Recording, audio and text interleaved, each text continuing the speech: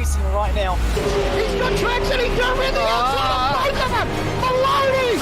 Oh, he's taken Anderson! Anderson's up to Oh my God! Big crash! Oh my goodness, half the field's going to get full! Second very close. These guys are going to want to make their way through the field very quickly. Oh, here we go! Oh no! That's massive! This is it! This is over! I can't believe this! Oh my God! God, what?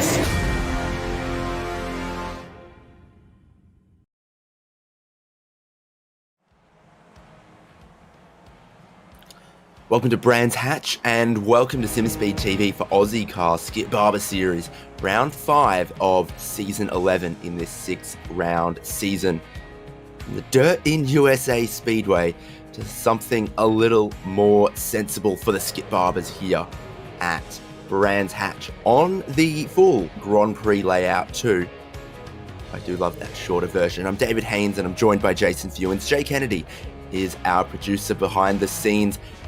Jason, getting to a very important point of the championship. Yeah, of course, these Ozicar Skip Barber Series only consist of 6-week championships, so we are at week number 4.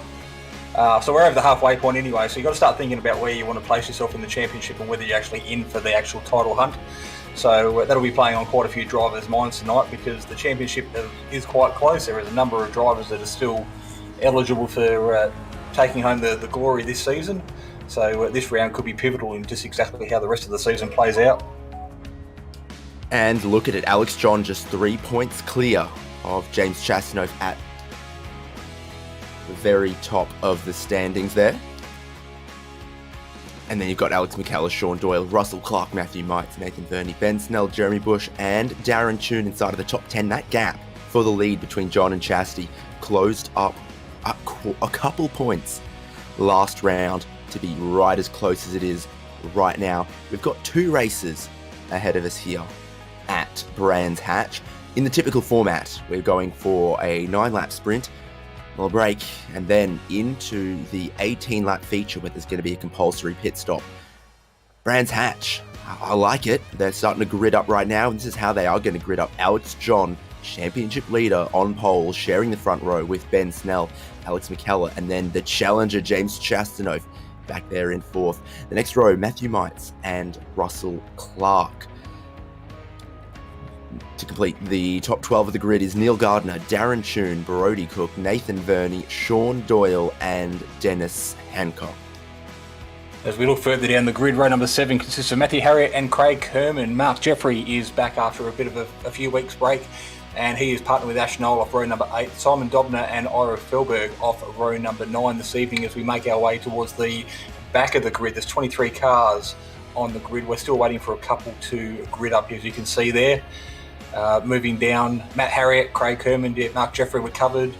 Peter Wilkinson finding himself quite deep in the field tonight. He's with John Snell to his right, Jamie Willits, Peter Bowling, and in typical Darren Lassou fashion, failing to qualify. So he's doing a first challenge again, which has worked quite well for him in the last few weeks, where he's managed to avoid the carnage on the opening lap and pick himself up some really good results.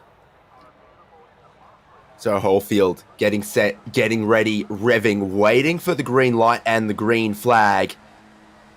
And there it is. They'll drop the clutch, get away and race towards turn 1, which is always difficult on cold tyres. A little bit blind on the entry, drops downhill very quickly, feeds towards a hairpin and a big braking zone. So 2 wide we go from the front. Alex John clearing out pretty well. Behind him though, starts to get 2 wide, and this is that big braking zone into the hairpin. That looks like Chastity trying to get down the inside for 3rd place there. He needs every position and every point he can get between now and the end of the championship. But John's teammate there, Alex McCallum, holding the inside, and look at the affected cold tyres as everyone gets squirrely in the first left-hander of the lap. Yeah, a lot of these drivers well and truly aware of just how treacherous these cars can be under cold tyres, so it is pivotal that everyone gets through these opening sectors of the opening lap, gets heat into the tyres nice and early, particularly before they go through that big sequence of right-handers combinations at the back of the circuit. It looks like we might have had a spinner in the background in Ash Knowles, but he manages to keep things going.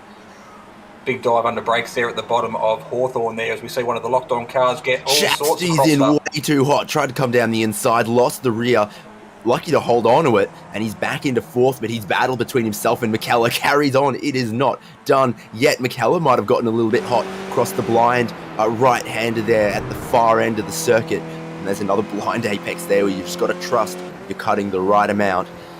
James Chastanoff up into third, but first and second maybe starting to sneak away a little bit. Alex John, Ben Snell for the lead, and Brody Cook's facing the wrong way because he got that banked left-hander wrong. Might have caught a little bit too much of the grass, spun it around, battling in the middle of the pack here as well. Sean Doyle's leading this little pack. He's gained, what is that, about 2 positions or so far on the start, but he's still got Neil Gardner right up behind him, looking down the inside for turn 1. Nathan Verney's next, and Dennis Hancock as well. Verney carrying a lot of speed in here. Doyle, I think, maybe looking for that over-under because there's always a lot of understeer on the exit. Car wants to push wide as the track drops away, and therefore the grip goes away from you. Looking backwards from the race leader, Alex John, who's got a car length to Ben Snell. Chastanoff and Alex McKellar closing in as well. Those top 4, you always see them at the front of the field in Aussie car. Yeah, the 4 of them all following each other very wide through that left-hand sequence there, using up all the track and then some out on that AstroTurf and what is the green concrete on the far right-hand side, but they all made it through. As we make our way, we're almost at the halfway point of the second lap here in this opening sprint race here today. It's this evening, depending on where you're watching around the world. But there's plenty of action up the front as Chastanoff there and Alex and McKellar are still wing to nose. Fighting their way where we saw them get all loose and all squirrely last lap. And again, you see the back step out on McKellar. Manages to catch it, but he's lost another car length. Style points for Stella McKellar on that one, just leaving his autograph in the gravel and the sand on the far side of the curb. Here's Neil Gardner. He's being bullied in this middle pack that encompasses 7th through to 14th. He got 8 cars in this one, and that looked like Willits or Kerman. Willits getting forced off the road there and running across a little bit of the grass. Still this one being led by Sean Doyle. Up front though, this is James Chastanoff looking for more points, looking for more positions. He's going to come around the outside of Ben Snell in turn 1. That is a risky thing to do, and Snell starts to lose the rear. Is that going to mean momentum here for James Chastanoff? He's still going to be on the outside for the hairpin, a place that I wouldn't want to be while they do this. McKellar closing in on them. Alex John stepping away. He needed to get this move done quickly and cleanly, did James Chastanoff, and that hasn't happened just yet. Looking to the virtual racing school replay for Dennis Hancock. Yeah, Dennis caught up right in amongst this little battle pack and actually had a spin on the last corner right at the pit entry, so managed to keep things going as we'll just catch the replay of it here now. Whether he goes in a little bit too hot or he gets help, looks like he gets underneath the nose of the car in front and around he goes in a big puff of smoke. Looked like peer pressure there. I think everyone was doing it. And an easy mistake to make at that final corner. You arrive at a lot of speed and then it just keeps turning. But this is up the front. Alex John has 1.6 seconds clear ahead of this one battle for second. How wide was Ben Snell? All out across the grass, much further than McKellar had done. Chastity is up into second. Snell is still all over him, and so is McKellar as well. They are treating this like the sprint race that it is. Snell gets down a little bit lower to the curbing there, but I think there's more banking up a little bit higher. Pretty equal stuff in this battle between second and third. That pack with Doyle and Gardner, well, this is Gardner around, looking for reverse gear, forward gear, any gear to get pointing away from the Armco. It's a little bit Austin Powers for a second there.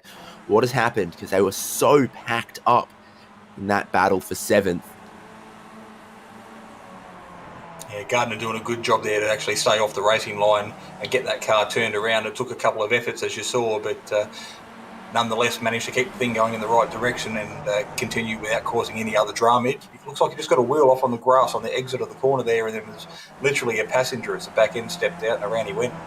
Tune, I think it is there, that missed the corner by just a little bit more, but managed to not spin it. There's a secret. Open up the hands. So, looking on board. Again, he's blind all the way to the apex. He tried to turn in on the grass, and that's what sent him wide across the gravel for Darren Tune. Trying to mind his manners on the rejoin here. Somehow, from all of that, more dramatic, but came off better than Neil Gardner. Back up front, though, Ben Snell has been off the road, and he's lost a whole chunk of time. This is helping Alex John skate away with the race lead. Chastanov still battling with McKellar, and this is where Ben Snell has ended up behind Mites, and with his teammate Russell Clark right behind him. Looking here to Vernie and Harriet. Sean Doyle's scuppered away with all of the spins and whatnot that have happened behind him, and this is the continuation of that battle pack. Oh, and the continuation of the drama as that's skating across the grass for Vernie. Yeah, Vernie doing a good job there to catch things and keep things under control, but as per normal, there's plenty of little battle packs forming right throughout this field as we look further back deep into the positions 8, 9, 10, 11 as we watch them on the screen now. Sweep around up the hill to complete themselves another lap. That completes lap number 4 of 9 with only a handful to go. But all the action up the front's happening with another challenge for the second place under brakes as it looks like McKellar there trying to get the position back from Chastanov. But Chastanov will have the inside line for the left-hander at the bottom of this hill, and McKellar has to succeed to back to third position, and they find themselves back where they were literally half a lap ago. The moment 3-point lead would become maybe a 5-point lead or so for Alex John. Still tiny margins the way they're going here. But this is important for Top Split TV. If McKellar can rattle Chastity, can steal just any number of points away from him. Let's battle over second and third. You saw that points balance right at the top of the broadcast. 3 points, the advantage for Alex John. Chastanov took a whole chunk out of it. Not a whole chunk, just a couple points out of it last week. Not currently tracking to do that again tonight. Oh, he's out wide again. He's out in the grass again there. Everyone leaving their autograph on that section of track. Of course, this is only race 1 of 2 tonight, so there is another opportunity to bag in a whole heap of points for Chastity and close that gap in the second race. But at the moment, as it sits, John just opening up that gap ever so slightly again. But of course, the teams championship is also up for grabs, so that's what the Top Split TV guys may be considering tonight, currently sitting first and third on the grid. And of course, Chastity's teammate in the fast recovering Braden Martin missing off the grid again tonight, which he made mention last week he wasn't going to be here. So teams championship and individual championship up for grabs here for the Top Split guys, so plenty to play for. Jay Kennedy, ever the eye for detail, has noticed the rear wing has got a little bit of damage there. You really wouldn't notice it from any of these TV cameras, but Jay has got his eye on the ball. Get a new car, don't show it to Jay.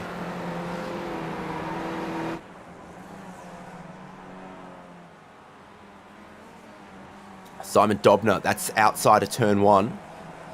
And he's been looped the wrong way. Easy to do. You can catch the curb and unsettle the car at the apex, or pick up the gravel on the exit, or pick up some grass on the entry. I don't think there's a rule book on how to quite mess up that corner. There's many ways to do it.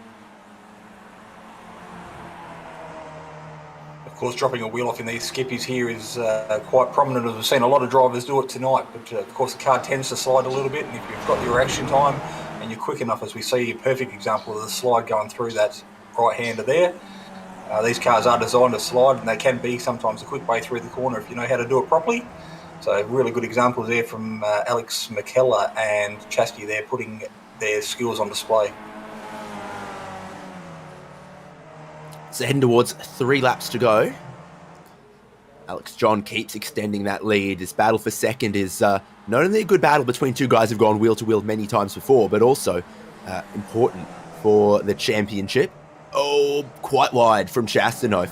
And then he picks up the gravel on the exit, picks up a little bit more. I think he's in trouble here. McKellar nose down the inside to the apex for the hairpin.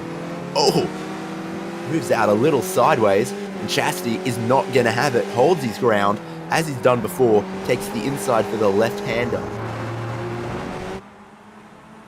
Yeah, dangerous game these guys are playing, but of course they've done plenty of laps together side by side and underneath each other's wings, so there's plenty of respect and they know what each other's capable of, and good relationships in the Ozicar Skip Barber Series here for a lot of these drivers, so plenty of respect shown, and they've managed to survive and fight their way through to make their way down Hawthorn here with 2.5 laps remaining of this first sprint race tonight.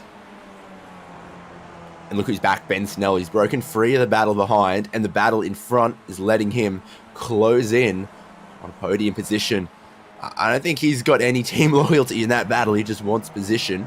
And of course, starting grid for race number 2 as well. Don't forget that.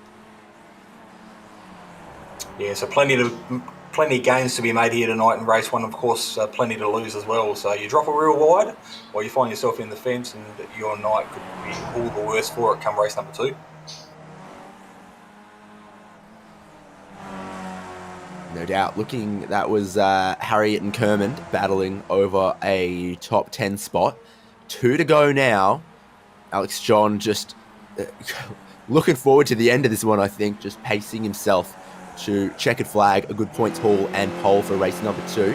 There's McKellar getting a little bit of that apex curve that can be a bit tall and a bit worrisome in some cars. Maybe wanted to surprise James Chastanoff, was not close enough for it. And again, Ben Snell was the fastest car on track, I'm pretty sure, last lap. Yeah, he'll have a good sniff of this little battle in front. And like you said, last lap, you want to be part of it coming into the final lap, as the drivers will get shown the white flag the next time by. He has made up as much ground as he possibly needs to, and he's well and truly in the draft of these 2 in front. So what was a battle of 2 for the final spot on the podium now becomes 3 right at the important point of the race. Chassis decides to veer off on the right-hand side and take the inside line. So if McKellar's going to do this on this sequence of right-hand corners, he's got to do it the long way around. Traditionally not the quickest way around the circuit, but of course with that means Snell is right there with him now. So one little mistake from the 2 in front, and Snell could find himself up second in the podium. Chastity was wide for the corner coming onto the back straight and into this back section of the track, and that's what gave Alex McKellar a really good run. It was good defensive placement from Chastity, and it almost brought Ben Snell into this one as well. We're going to have one more lap after this. It is heating up for second. John is getting away with the lead. Damage to the side pod there that maybe comes from a curb or something on McKellar. Kermond, he's got pretty big damage there as well. I think he's found the Armco. That is not looking right. Let's start the final lap. Alex John, 3.1 seconds clear. Nothing to separate second, third, and fourth. Again, Chastanoff a little wide of the apex in turn 1, but they're very equally spaced here. And Ben Snell's got a fancy that he can maybe set up a run on both of these battling cars in front of him. Maybe it'll be in the left-hander that leads them onto the back section of the track. Going to find out. No concerns with the track limits at all there for Ben Snell. It's lots of concrete pavers sort of thing between the grass there that he uses up a little bit of. Chastity learnt from a lap ago, and he's looking for that late apex, looking to absolutely make the apex to put power down. But McKellar and Ben Snell have both perfected it as well, and it is a Skippy train as they come underneath the bridge, downhill. Bit of a late move there from Chastity to try to block off the inside when he was covering the middle of the road. Snell kicking up the grass on the entry, looking for the late apex to dig in here as well. Yeah, of course, McKellar in probably the most difficult spot. He's going to challenge for second, but he's also got to be very mindful of Snell sitting in there in third. It's all about car placement here as we make our way around to the final 2 sectors of the lap. Only a handful of corners to go now, and Alex John, it looks like he's well and truly got this wrapped up. But as we stick with this little battle as they run to the line, there is an opportunity for a draft out of this last corner if you can get the run on the car in front. Time is running out as we have a quick look at checkered flag as it's about to drop. Yep, Alex John, perfection, breaking away from the pack, taking another win in Ozicar Skip Barber Series. McKellar has dropped off and given the spot to Snell. Was there a slowdown? Was he out of fuel? What on earth? McKellar, between the final corner and the line, giving away a position. Chastanoff still got second in all of that. Clark and Mites had their little battle, and Sean Doyle and Nathan Verney battling over 7th and 8th, and I think Verney's grabbed that. Yeah, looking back, I'm not exactly sure what happened to McKellar there. Doesn't look like he did anything out of the ordinary, but nonetheless, dropped back a position and finished himself at P4. As we have a quick look at the top 10 results there on your screen at the moment, Alex John taking the lead, James Chastanoff 3.5 seconds behind. The leader of that little battle with Ben Snell in third, McKellar in fourth, and Russell Clark there rounding out our top 5. Matt Mites, Sean Doyle, Nathan Verney, Darren Choon and Matthew Harriet fill positions at 6 through to 10. Yeah, indeed. Willits, Wilkinson, Dennis Hancock, Ash Knowles, Aaron Lasue, Neil Gardner, John Snell, Mark Jeffrey, Craig Kerman, Simon Dobner. Again, a reminder, their finishing place from race 1 is how they're going to start race 2.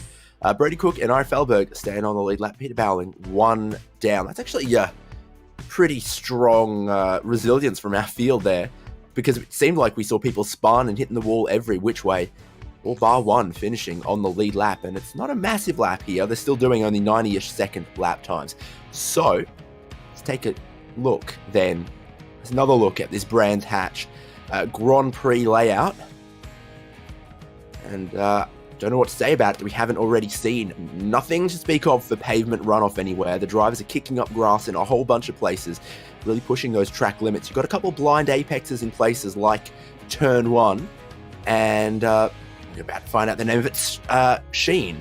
Always one that looks easy from the TV cameras. It's not particularly tight, but you just cannot see precisely where that apex is until you've already turned the car in and tried to throw it over the crest. Yeah, of course, Brands Hatch, plenty of famous names spread out around this circuit, as you see. Clark, Surtees, Hill, Graham Hill there, Sterling's, and of course Sheen. Hawthorne, of course, another Formula 1 great. So plenty of history here at this historic track, with plenty of stories to be told. But while we just have a quick look at the circuit, I'm going to throw a conspiracy theory out there, and maybe McKellar threw away 4th spot just to get a starting position on the outside for the next race. Is that just a little bit too much 3D chess? Quite possibly. I'm still absolutely befuddled by it. It just looked like he rolled out of the throttle and gave free position to Ben Snell. Let's take a little break here on Simspeed TV. As you can see, race 2 just 3 minutes away. That's going to be 18 laps with the compulsory pit stop. Looking forward to that one. Are you new to sim racing, or maybe a veteran struggling to reach the next level? Have you ever wondered how the aliens reach impressive lap times that seem impossible to achieve? If so, you're not alone. Most drivers reach a certain level and get stuck. But getting faster on track is easier than you think. VRS coaches are some of the best sim racers in the world, and offer one-on-one driver skills training at affordable rates to help new drivers learn the basics and help experienced drivers break through to the next level. Are you ready to get faster and get off the iRacing roller coaster? If so, VRS one-on-one personal training is for you. If you've invested in your equipment, it might be time to invest in yourself. Just go to virtualracingschool.com and sign up for a 30, 60 or 90-minute session with one of our world-class coaches, and you'll learn exactly what to do for faster lap times and more podiums.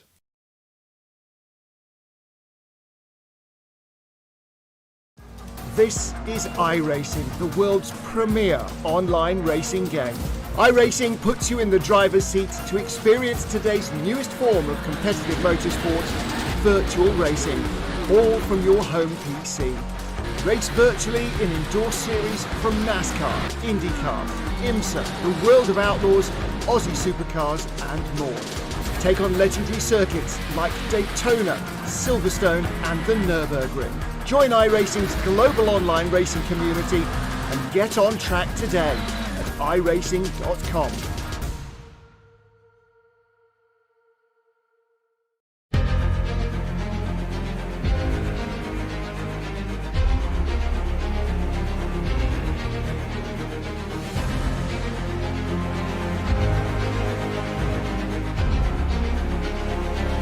This is fantastic. This is GT racing right now. He's got traction, he's got with the outside, both of them! Maloney! Oh, he's taking Anderson. Anderson's up to Oh my God! Oh. Big crash! Oh my goodness, half the field's gonna get rolled! Second very close. These guys I want to make their way through the field very quickly. Oh, there we go. Oh no, that's massive. This is it. This is over. I can't believe this. Oh my God. God, what?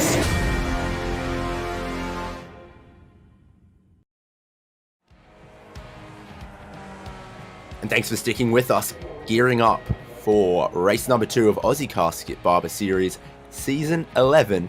It's round 5 at Brands Hatch.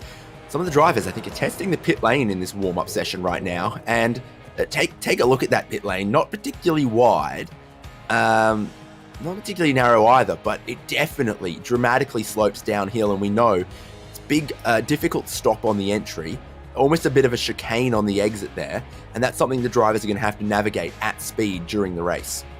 I guess they don't have to take that chicane, but still, they've got to pull narrow on the exit of the final corner, which is difficult when you're in a pack. And it's Ozicar Skip Barber Series. They're always in a pack. Absolutely. So, like I said, it could be difficult to get your car turned in to make sure you get that line without actually causing some carnage behind you. And if you do duck in, it could very well cause the car behind to have a bad run. So pit stop strategy is going to be very critical here in this 19-lap race. We are required to take 2 front tyres, but that should be the only reason we need to stop here at the moment, I believe, as we see Barney go crazy with his right arm, waving that checkered flag, making sure everybody knows exactly that the session is over. We'll have a quick look at how they're going to grid up. Indeed we are, and it's the results from race 1. So Alex John on... I wish I had a way of flipping this, actually, because it's going to be Alex John on the right-hand side of the track. On the inside, up front, got... Yeah, whatever. Yeah, nah, put it back to the rows. James Chastanoff, Ben Snell, Alex McKellar, confusingly, kind of taking 4th. Not sure. Then Russell Clark, Matthew Mites, our top 6. Sean Doyle moved up some spots in race number 1. So he'll start there a little higher up alongside Nathan Verney. Same for Darren Toon and Matthew Harriott. Jamie Willits and Peter Wilkinson is the top 12. Yeah, Peter doing a really good job there in race number 1 to keep the car clean, gain some good positions. Then as Hancock, Ash Knowles off road number 7 tonight, Darren Lasue, as we spoke about, started off the back row of the grid without putting a qualifying time in last race. He's up to row 8 tonight with Neil Gardner. We saw plenty of action from him in the first one. John Snell also there on the grid. Still a couple of cars look like we're waiting for him to grid up. I don't think so. They're revving. They're going. And, yeah, we are missing 5th place. Clark. So Russell Clark has not been able to take the start of race number 2. Means there's a little bit of free real estate up there for Matthew Mites and Sean Doyle. Nothing for free for our top 4 and Alex John cruising away from that pole, trying to build some tyre temperature early, trying to not make any mistakes. Behind him, though, of course, it's on between Snell and Chastanoff, and Snell's gotten ahead. Is this Alex McKellar's strategy? He saw the pace that Ben Snell had, and he said, you know what, let's just put Ben Snell up there against the my teammate's championship rival. Maybe he'll do a better job than I could, outsourcing the harassment, potentially. So John in the lead, Ben Snell up 1 ahead of Chastanoff. Alex McKellar still where he started, and everyone behind that gifted a free spot by the DNS from Russell Clark. Tyres still cold at this phase.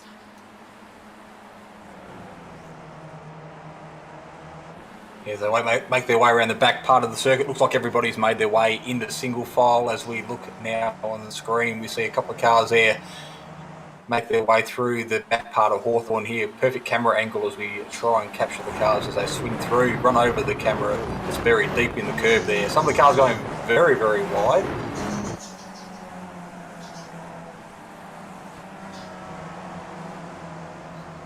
Who's that wide off there that's going to lose a bunch of spots? Was it Snell? It was. Chastity's back in front of them. Alex McKellar, who gave him something for free at the end of race number 1, will be right behind him. Russell Clark has gotten out onto circuit, and he's just on the lead lap there, but I'm sure he's not happy with that at all. At his way, I'm sure he'd throw a safety car right about now. Don't think that's going to happen. Through turn 1 for the second time they go, but the first time at full racing speed. Tyres won't quite be there, and look how dusty it is once you're a car width offline. That's where Peter Wilkinson might have found himself. Still a train up front here as they know this is a longer race, and they can try to out-strategize their opponents, wait it out just a little bit longer than they could in the 9-lap race 1. Yeah, looking quite overcast. As you can see, the clouds up in the sky. That does play an effect on how the cars and the tyres retain their heat. 18 degrees out on the ambient temperature, 28 degrees on track. So really perfect driving conditions for these Skip Barbers here at the moment. So halfway through this second lap now, the tyre temperature should just about be at their optimum. We see this sequence of right-hand corners around the back end of the circuit. This is probably where we see a lot of the cars move the most under change of direction, so this will give a really good indication of just how the cars are sitting on the track at the moment. Looks like everybody makes it through there quite cleanly. We look at that blind apex here that Dave spoke about in the last race. Everybody, except for the car in front, makes it through quite well. I'm guessing that was Matthew Mites. So he pushed out a little wide at the top of the hill there.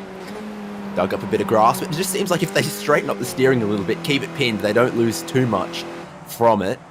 That's the trick, potentially. Up front here, though, things getting interesting. Chastanov slipstreaming off the leader. Ben Snell looking to try to get to the inside, couldn't quite do it. So it's John and Chastity, oh so close for the race lead. John digging up a little bit of the grass, but Ben Snell is looking aggressive, going aggressive early, but Chastity's done this before. Held it round the outside of the hairpin, gotten the inside for the left-hander here, but what it does is it just costs him a little bit of momentum to Alex John, which is not what he needs, and Ben Snell is going to keep attacking. I wonder if Alex John bought Ben Snell a good lunch sometime this week.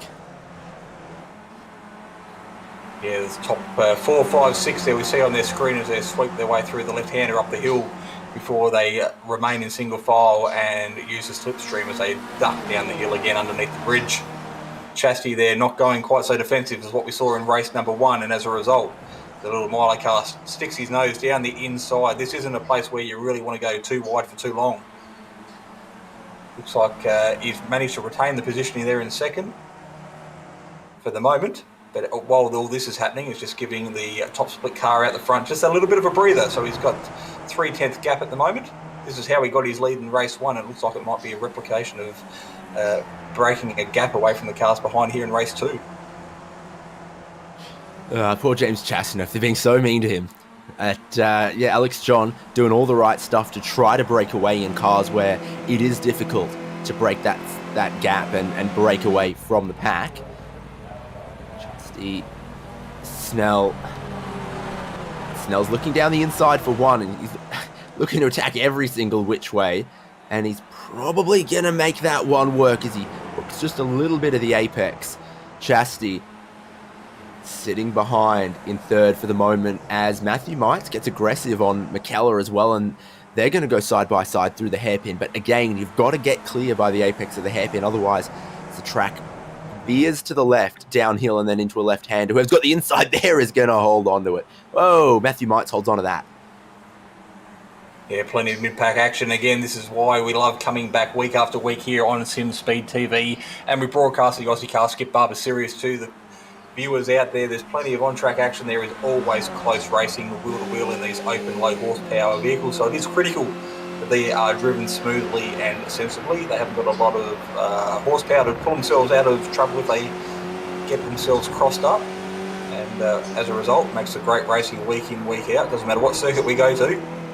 It always puts on a great spectacle. So we jump on board now. We have a quick look on the locked-on lad's car, and he is following through this sequence here of the ending right-hand seat corners.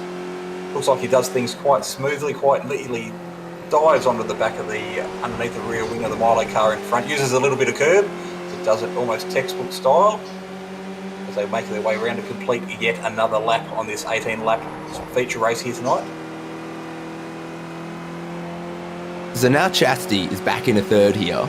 Snell has started catching John, and they're packing up again. So I think for Chastity, you just sit here until the pit stops. You try to, or stop early, or try to go long, or something. So long as Snell is with John, I think you're pretty happy sitting in this top 4 pack. McKellar's gone with them. That little moment for Mites has dropped him off the pack, and now he's battling with Sean Doyle and Darren Tune. So 4 for the lead, 3 for that gap immediately behind. Nathan Verney's got himself a little bit of no man's land. Then the next pack is Matthew Harriott, Jamie Willits, and Dennis Hancock.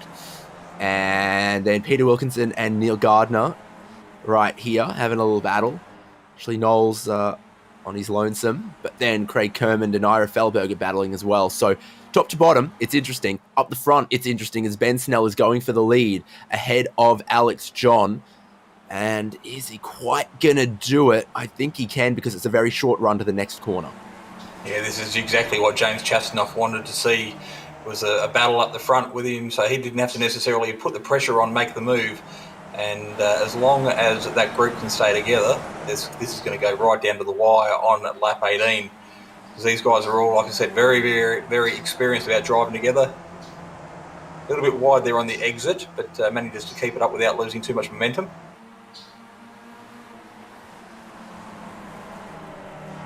Action in the background there as Doyle's going for another spot at an unconventional place, trying to go around the outside of the final corner on Matthew Mites, who you saw kick up a bit of grass at Sterling.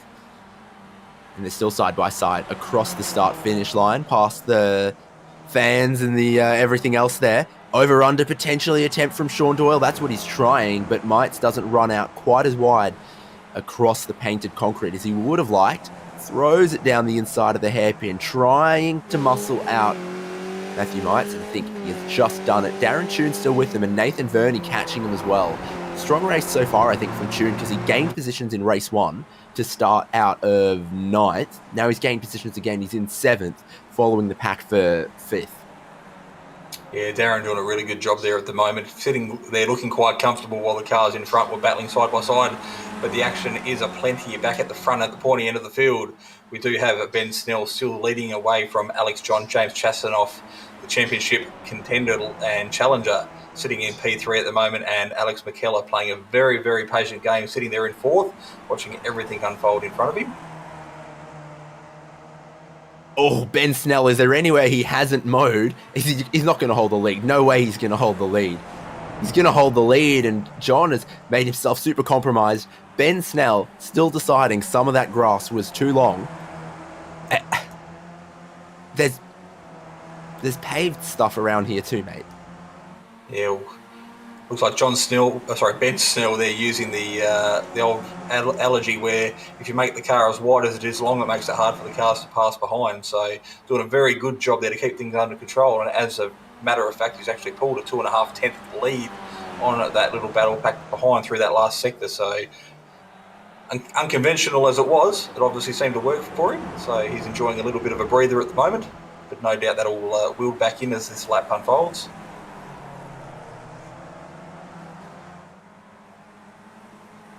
What a wild lap from Ben Snell. Doyle and Mites are battling again, for Tune's right with him and Verney right with that. Ira Felberg's the first driver to the pit lane. I think when they jack up the front on this pit lane, it actually makes the car just level, and it's actually the ground that forms the angle to change the front tyres. I don't know. I was never that great at trigonometry, but it's a second to cover our top 4. And for Ira Felberg, he is one of the first people to make the pit stop. They've got to take fuel as well. No one's making it all the way to a pit stop on the final lap based on the fuel number and the fuel window. But it is always a pretty broad window in the middle of the race. Obviously, it's open now, and it could go as far as lap 13. I think 13 was the critical number that I heard, but we look back now, front of the action again as we make our way around to complete yet another lap. Something that we haven't spoken about is we do have Russell Clark almost leading these guys, so he's out alone by himself at the moment with no slipstream, no one to work with. So if these lead groups stay up for as long as they potentially can, we might just find Russell Clark in the foreground as he makes his way around after missing the start at somewhat 8 laps ago. If you're wearing a locked on livery, you're in the pit lane right now. Dennis Hancock maybe breaking up that pattern, but Chastity, Mites, Verney, all deciding to pit at the same time, right, on this particular lap. Here's where they might rejoin. That's just behind Brody Cook there for James Chastanoff, but ahead of Mites and Verney and Dennis Hancock and Ira Felberg, etc., and 25 seconds behind the leader. He'll be hoping that that doesn't blow out too much. I think Mites had a pretty good stop, but wasn't close enough to have really gained any positions off it. Alex McKellar, somehow, isn't with the top 2, and I think that was that pit entry through the final corner. Chastanoff slowing it at the apex to make it to pit entry. and McKellar couldn't quite get around him. So it's Snell and John still going at the race lead. Yeah, battle for 4th and 5th still going as well, with Darren Toon and Sean Doyle out there on the screen at the moment. So very little separating these guys here. It'll be interesting whether one dives into the pits and the other one stays out for a lap longer and we try and see the undercut or the overcut happen. But traditionally the undercut seems to work quite well here in these skippies. With plenty of speed being shown through, they're sweeping right-hander to complete yet another lap. So nobody diving into the pits just at this stage. We are at the 50% point of the race. We are halfway. We see a couple of cars that dive into the pits there now. Willetts and Gardner both making their stop. Looking for their crew. Here's Chastanoff. Just a little bit of traffic. That's Darren Lesueur that I think he had to pass on this lap. And as you can see, he's lost about 1.5 seconds to the leaders, and that's still growing out a little bit as the tyres aren't there. Cold tyres taking a little while to come in for James Chastanoff, and that's always the risk you take pitting early, as well as being fed into a little bit of traffic. Doyle and Toon running long, right on board with Darren Toon, relative newcomer to Ozicar and Ozicar Skip Barber Series. As we mentioned earlier, a little bit of that overcast cloud. It looks like it's disappeared. There is some blue sky, and the track temperature has actually risen a couple of degrees. So those that have pitted early might just benefit for a little bit of a warmer track on some fresh tyres.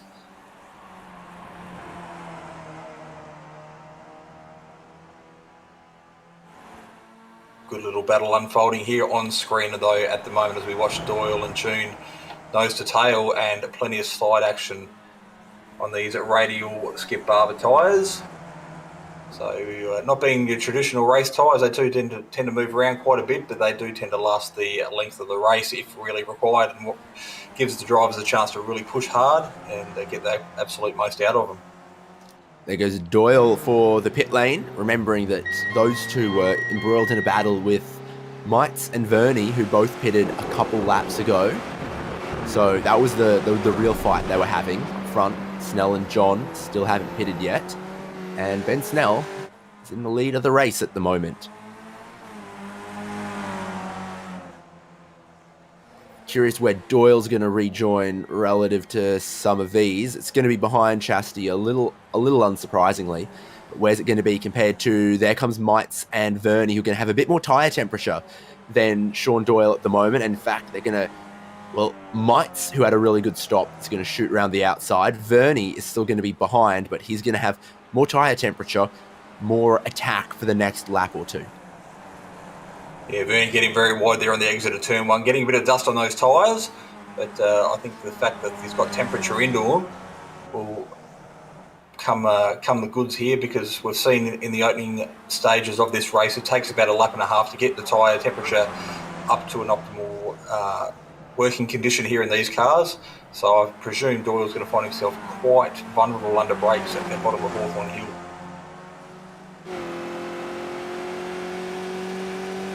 Yeah, with the cold front tyres, they've just got to be a lot more careful about how much speed they carry into the corner, how much speed they carry at the apex, and that's what makes them vulnerable. And again, just a little wider out there than Verney can do, but it's tough to pass between the right-handers here. Got to find another spot, and the longer Doyle holds on, the better it looks for him in this particular battle.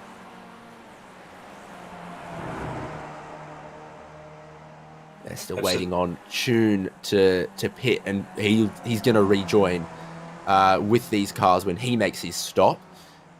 Kicking on to lap 11 at the moment, so potentially still a couple more laps in the pit window. Brody Cook is in, but you still got Snell and John and McKellar carrying on yet to make their pit stop.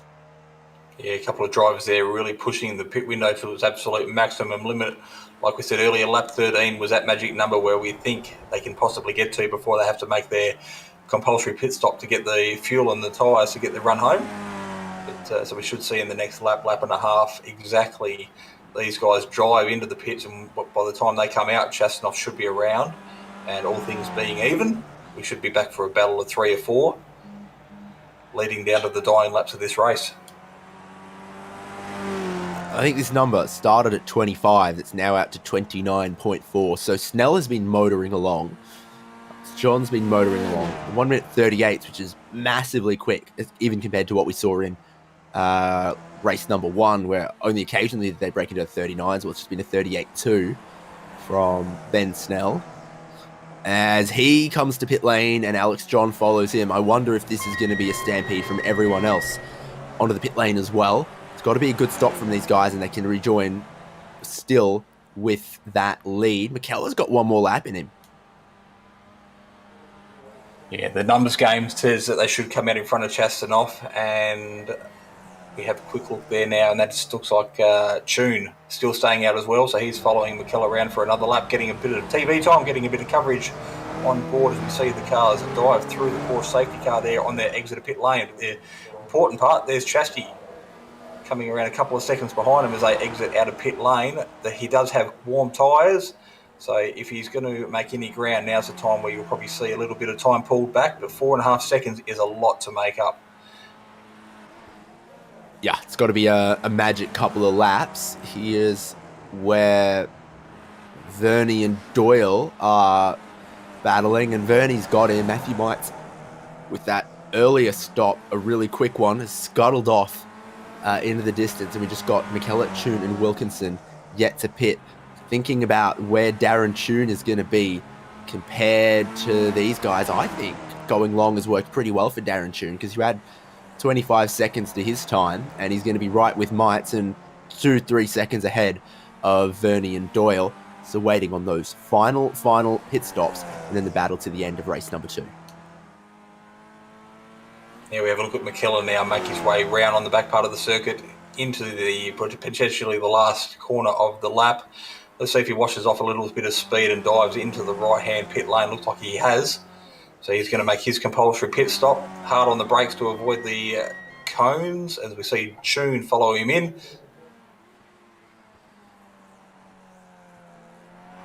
Peter Wilkinson on screen now, currently 3rd, all the way up from 12th. He's making his pit stop as well. So you're right, David, a little bit of action up the front, and you see a lot of cars further back in the field react.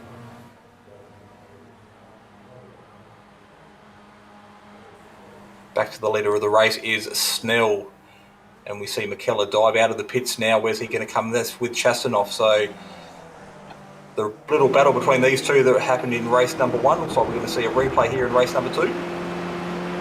Yeah, Chastity's come around the outside, generous amount of space, and got him. And critically, there is a 1.5 seconds now between Ben Snell and Alex John. Ben Snell's broken that slipstream there. And then you've got to look at quite a good chunk of time, another 5 seconds to Chastity and McKellar right here. Of course, this is where the championship battle is between these two drivers. It's not up the front with Ben Snell and Alex John at the moment. So with a round and a bit to go, or basically one round after this race here, this is where the action is. So we focus on the two championship contenders. Chastanov at the moment creeping back just a handful of points, just a couple of points, which he did so in the previous race. And again, if they stay in this current position, we may also have a new championship leader. This is why Alex John has the other Alex written on his car, because he's always being forgotten. Also, he seems to think. John's still our championship leader. And this is Willits and Knowles. Nope, it's Knowles and Cook for 14th and 15th. Darren Tune, by the way, running long, seems to work pretty well for him. He's 2 seconds ahead of Mites. That's exciting. It's going to let Craig Kermond and RF Elberg behind potentially catch this. Could have a 4-way battle back here. Let's take another look. Was there a point where they were like... Was there ever a point that both of them were pointing in the correct direction? Let's take a look. Yeah, brilliant view here as you look at the nose cone of the car in front. There is contact from front to rear, which of course sends one wide and the other one all sorts of crossed up. But they both managed to do a really good job of gather it there all together and continue on their way.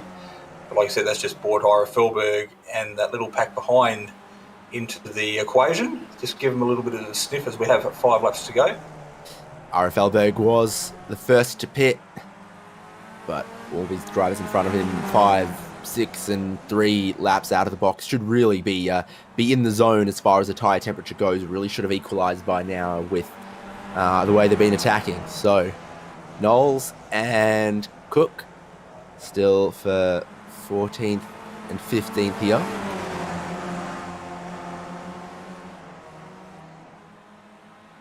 They're going to go side by side down the hill, and it's always seemed that the inside was the place to be for these two right-handers. We're going to find out if Knowles can do that right. In fact, Cook isn't even going to take him side by side through there. Yeah, Craig Kerman. Craig Kerman's in a good spot right here in orange. Yeah, he's made a couple of car links just through that last couple of sectors while the two in front sorted themselves out. And, of course, running wide there, Brody Cook. Just putting the little bit of wind up Craig Kerman there. I think he backed off the throttle expecting Cook to come darting across the circuit. But, of course, Cook managed to gather it up. No places lost, but a little bit of a rise in the heart rate there. Got to be careful of washing out of that final corner and picking up some of the grass as well, because after the apex it just seems to just keep on turning, and the whole pit straight is shaped a little bit like a banana. That's wide and understeering through turn 1 for Ash Knowles. He's got the car in a place that Brody Cook doesn't feel confident bombing it down the inside. Kerman and Fellberg are still gonna follow on. What is it about these green cars in the grass? Camouflage? I mean, they clearly feel at home. Is Brody Cook almost doing a similar amount of mowing to what we've seen Ben Snell do? I would never, Ben Snell is at the top of his game at the moment, but Brody Cook following on as well. Could be a Jim's mowing green car thing happening as well, so plenty of conspiracy theories out there we could run with, but at the moment the black stuff's where they all want to find themselves. We do see quite a few cars dropping that wheel wide, but of course plenty of car control here tonight being shown on display by a lot of these drivers. Plenty of laps under their belts for quite a few of these drivers as well, being long-time Aussie car customers.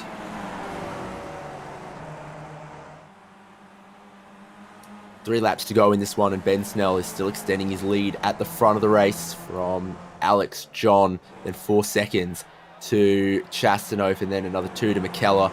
It's a side-by-side between Sean Doyle, Nathan Verney, still at it. Doyle left the pit lane right in front of Verney, and now it just keeps kicking off. But as they battle, it protects Verney's teammate Matthew Mites, who's gone a couple extra seconds further forward of this battle. Is that a special helmet for Doyle? From a certain angle it kind of looks Graham Hill, Damon Hill, but maybe it's just his regular one.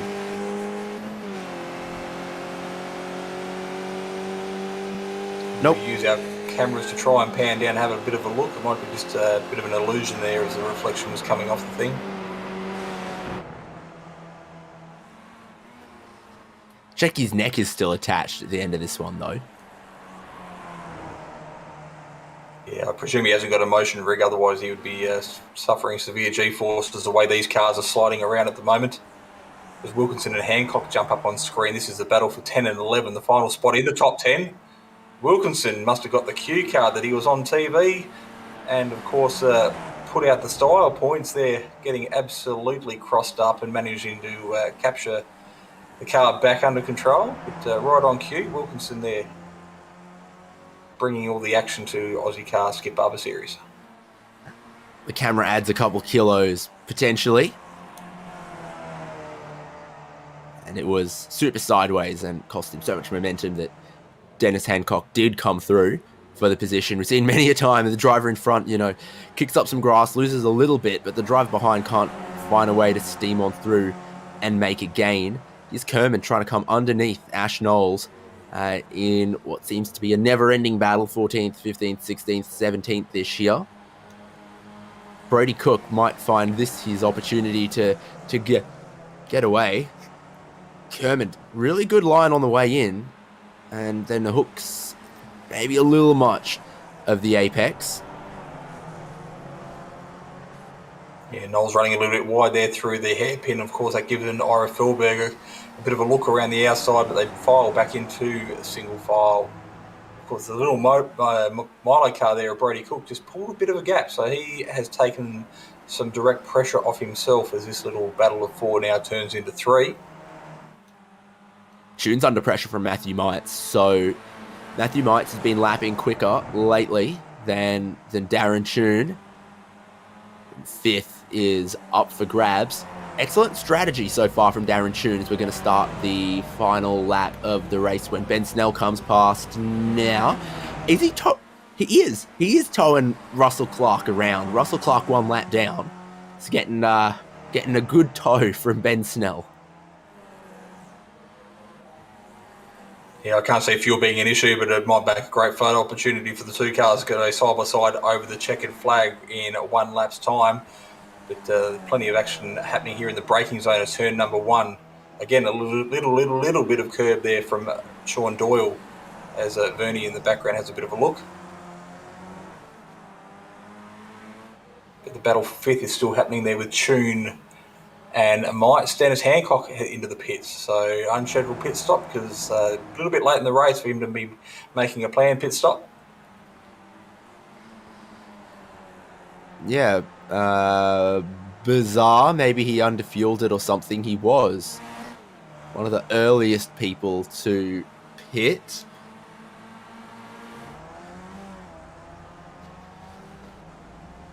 It's Kerman and Philberg coming together, getting themselves unstuck. And Tune and Mites are side by side for the top 10. Tune's inside the top 10 of the championship standings, and it's from consistent results, like trying to hold on to a top 5 here. And I think it's got the inside. It's tough to pass anywhere between here and the end of the lap. That checkered flag's going to be out for Ben Snell right about now. The time elapsed, didn't it? So Russell Clark, regrettably, is going to finish a lap down, but Ben Snell is going to take a win and celebrate. I don't know if you call that in style. Alex John extends his championship lead with a 2nd place from James Chastanoff, who finishes in 3rd, and Alex McKellar in 4th. Doesn't give up any free spots by the end of the lap. But here is Mites and Tune in a drag race to the end. Looked to me like Mites was ahead, and I think he has just stolen 5th away from Darren Tune right at the end there. Doyle and Nathan Vernie following quite quickly behind, where Doyle managed to hold on. Of course, nothing being taken away from Tune. They're doing a really good job to finish 6th up from P9 where he started the race. A couple more cars there crossing the line, taking some more points at concluding another race here around Brands Hatch.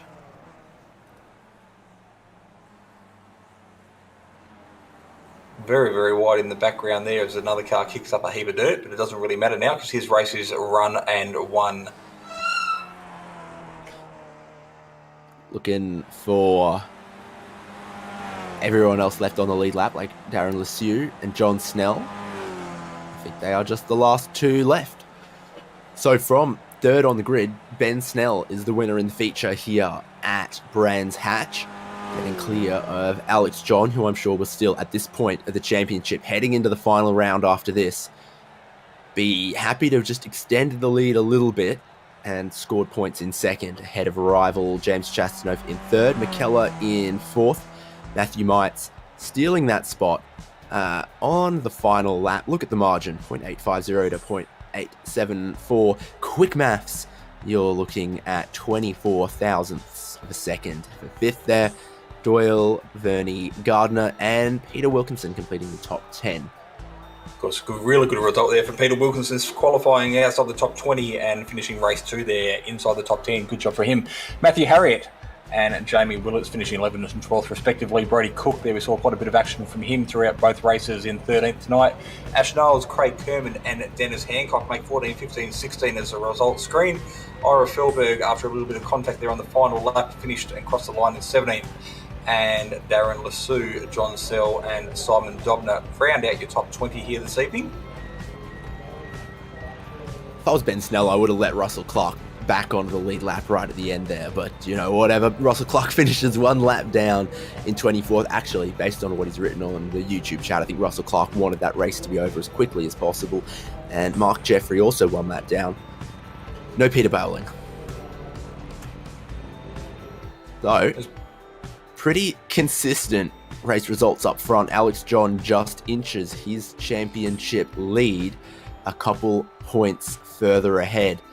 And Snell was a big mover across both races, though, coming through to grab the win in the 18-lap race. I think it might have ended up only going for 17. Anyway, Ben Snell with us now.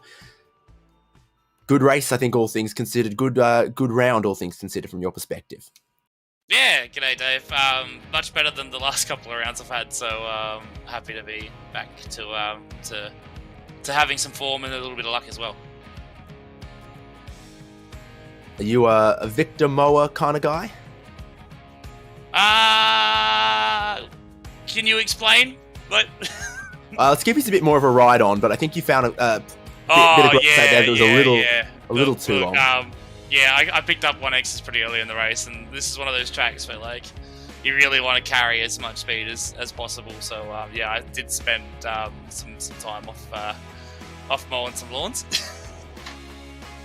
No harm done in the end, and it really packed tightly at the start of the race we just had, and then the pit window always kind of blows it open a little bit. Is the thought process just, what was your thought process there? Look, it's basically the more time you spend with the better tyres all around at the moment is definitely the best option. So unless you start getting held up by traffic, or you feel like the guys around you are fighting more and you can get a little bit of a break, the overcut just way more overpowered. Like, we saw Chastity drop 7 seconds, and I know our tyres are a little bit average when we first come out the pits, but unless you're literally on someone's gearbox as they come out the pit, the fresh tyres don't have that much of an advantage. So I definitely feel like the overcut is definitely the strongest strategy to go with this. Seems to have worked out. Giving a little bit of a hand to your buddy Russell Clark throughout the race there? Oh, look, I was more scared than anything, to be perfectly honest, because we all know what Russell's like, and we know what happens when 2 Milo cars are together on the track. So there was a couple of moments I'm like, Russell, why are you so close behind me? Because things happen with us. So I'm just glad that we both made it to the end of the race without dying. Championship battle towards the end here is obviously getting pretty hot between Alex John and James Chastanoff. Does that affect at all ever how you drive around them and how you stick your nose into their battles? Yes and no. Obviously, you don't want to be the guy that decides the championship because someone had a crash. And I was super, the incident that I had with Chastity in race 1, where I didn't quite brake early enough and almost took him out, and I had to pinch the brakes to avoid him. Definitely didn't want to be that guy to decide like that. And I'm not gonna. I know AJ is in the Discord with us, and he's an unofficial teammate of the Swords. But I'm not just gonna go handing him positions and points. Like you can see in the race that we just had. I want to race, and I still want to win races. So I'm definitely gonna fight him. I'm just gonna try not to kill him. Congrats, and any luck, we'll see you next week. Yeah, for sure. Thanks, man. Of course, race winner of race number 2 tonight, Ben Snell there, of course, getting plenty of style points as he and his teammate crossed the checkered flag at the drop of the 18-lap heat. We might jump across, and I will speak to our third place getter tonight in James Chastanoff. Welcome to the commentary box, Chasty. Big deep breath after 18 long laps around here tonight, but won't be completely disappointed with your result. No, it was a good result in the end. Not exactly where I wanted to be, but yeah, in the end it all sort of worked out, so still good points. So race 1, you definitely had your hands full with cars surrounding you, and the early part of race number 2, but an early pit stop strategy probably didn't exactly work in your favour, and you found yourself with a bit of no man's land on the return to the track. So the overcut there, as we just spoke to Ben Snell, was quite strong there tonight, which is something we don't traditionally see in a lot of the Skippy races. Yeah, I found the front tyres just never came back to me at all. Like, the car just felt unbalanced the whole time. Usually it's the first few laps, and if you pit early, the life difference between the fronts and the rears aren't as bad, so it usually comes back a bit quicker. But yeah, just never really had the confidence, honestly, with the car. After that stop, it never really came back to me. So I thought I'd go the gamble. I wasn't having as much as it is good having a good battle and having a lot of fun battling those guys in that first race. It wasn't really the best fun trying to chase down Alex when he's just up ahead in front. I just couldn't quite get with him because both McKellar and were just all over me. So yeah, it was a bit tricky. Well, while it was difficult from the driver's seat, it definitely provided some great broadcast action here for us here on Simspeed TV. So team's championship isn't really a factor for you tonight with your teammate missing again for the second time in this short season, but the individual championship is still up for grabs. So we're going to go into the final round next week, and of course all Australians love a good underdog, and sitting in P2 in the championship, you're in that prime position there with nothing to lose and everything to gain. Have you got a strategy on how you're going to attack it next week? Not really. I guess just keep doing the same things as I do throughout the whole season, and I don't know if there's a whole heap I can really do to force, and force overtaking the championship over Alex, and just the fact that the rest of the team I sort of need to depend on to try and get over him, and it's. I feel like they might work together a little bit, which is totally understandable. So I think really I just got to hope that he makes a mistake or something happens, and that I get a little bit fortunate next week. So I guess I just need to just keep doing what I'm just normally doing, and try and stay out of trouble. Yeah, good plan to stick with what you know, but we have seen unfortunate incidences in the past where drivers have come down to the final round and things out of their control. We did see Russell Clark tonight actually lose and drop out of the server. Not the way you want to win a championship, but just putting it out there, anything can actually happen. So it's not over until the drop of the flag next week. There will be 2 races and 2 opportunities for you to bank as many points as you can to take this right down to the wire. So congratulations on a good, strong result tonight to keep that championship alive. I'll throw over to you so you can say thanks to your sponsors and your support out there. Yeah, cheers, guys. Just, thanks to the Locked On Boys and the Locked On Podcast. Sponsors Brewster Coffee and CD Cinematography. Thanks to the Banner Alliance for keeping up support, even though I'm not seeing too many comments in the stream tonight, but had plenty last week, so thanks to you guys for that. And thanks to you guys running the broadcast, put on a good show. So I'm happy hearing that the first race put on a good show for the broadcast, so that's all good. Thanks, guys. There we go, a podium position there for James Chastanoff, keeping his championship chances alive as we go into the final round tonight. And Dave, I'll throw over to you. You can bring our second place getter on the second step of the podium tonight, Alex John. Yeah, absolutely. Welcome to Commentary Box, Alex. And looked like a race and a round that just keeps you in the place you were in the championship when we came to this round. Yeah, it was probably not. Well, I don't know if it was too exciting. There was a little bit of excitement with Ben in the second one, but it was sort of a more relaxing night for me. So I'm happy at this point of the season that it could do with a relaxing night, because all the races have been pretty intense this season. Yeah, first and a second tonight, nothing to be sniffed at whatsoever. Both of them ahead of Chastity, just inching out that points advantage. Heading towards Spa. Thoughts there for this car? Yeah, it should be interesting. Long straight, so there's not really much chance to get away. It is enduro, so there's going to be pit stop. So that's the only differentiator I can see. Otherwise, I think it's just going to be neck and neck. And Chastity and I last week we were one spot away from each other. To his advantage this week, it was to my advantage. So it'll be interesting, and hopefully it's the same way next week, and we can have a close battle, and may the best man win. McKellar giving Snell a spot for free at the end of race 1. Any insight on that one?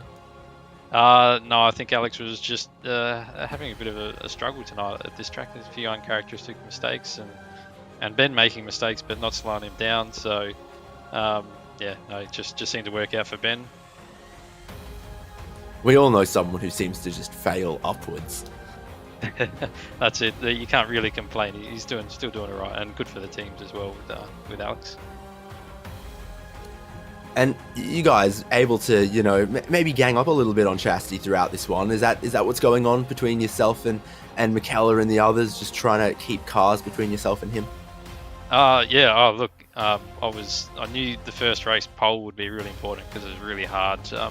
If you're starting 4th, 5th back in the pack here, it is really hard. So pole was important, and Alex definitely helped me in quali for that. So thank you very much to him. And then, yeah, those guys, they were always going to race hard, and I was lucky to be able to get away early in that run.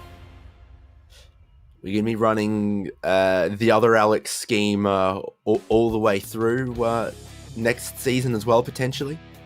Yeah, I think so. I think, although you guys do a pretty good job now, so I'm happy the other Alex is stuck, and we've got the white paint and the gold rims, so it's, just trying to help. It works well enough. Well, I think overall for this round you're going to be pretty happy, and it's a week till we head into that final round. So your thoughts after Brands Hatch? Just happy. I just knew it just needed to finish ahead of James, and I'd managed to do that. So all good, and one race to go. Looking forward to it. Exactly. See you then. Thanks, guys. So Studded podium tonight in the Skip Barber Series here on Ozicar with lots of regular names up the front, and of course we'll be back again next week for the final round of the season here at the Enduro at Spa. Yeah, exactly. Same time next week here on Simspeed TV from 7:30 PM Australian Eastern Daylight Time, or 6:30 in Queenslanders. I have to continually remind myself, Spa always so interesting in these Skip Barber cars, long straights, but then you do have some more technical sections, and it's going to be in the Enduro longer race format, sort of all to play for in one race for that championship between Alex, John, and James Chastanoff.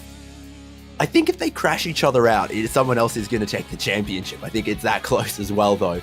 So that's not going to happen. No way. But it will be oh so close, down to the wire. High stakes between both of them next week here on Simspeed TV for Ozicar Formula's Skip Barber Series. Of course, this series and the broadcast brought to you by Locked On iRacing Podcast, Prestige Trophy Badge and Engraving, 24/7 race control. Can't wait till Locked On iRacing Podcast release the episode that I recorded with them like 2 months ago. Really looking forward to that one coming out soon, guys. But that's us from Simspeed TV. David Haynes, Jason Fewens, Jay Kennedy here on Simspeed TV. See you next week for us Ozicar Formula Skip Barber Series Championship Finale.